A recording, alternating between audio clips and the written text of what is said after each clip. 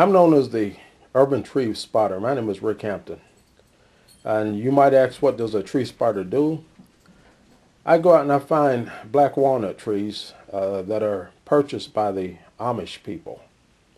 The black walnut tree is a sought after tree because it's a nice hardwood and it takes a nice, beautiful finish. A lot of people think that they make furniture out of the trees. They did at one time, but now the trees go straight to the mill. The mill turns the wood into veneer for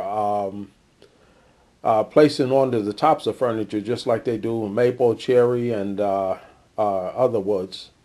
But the walnut tree is not made into whole furniture like it used to be back in the old days.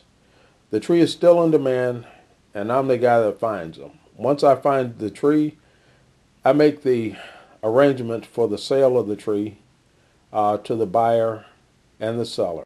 And that's what an urban tree spotter does. Today, this is your old urban tree spotter, Ric Hampton. Today, we're going to be cutting a big walnut tree for a gentleman by the name of Mr. Gretney. And he called me a couple of days ago to see a tree that was in the back of his home in the neighbor's yard that they needed taken down. And the tree, I didn't think it was a black walnut tree when he described it to me, but I just had to go and see.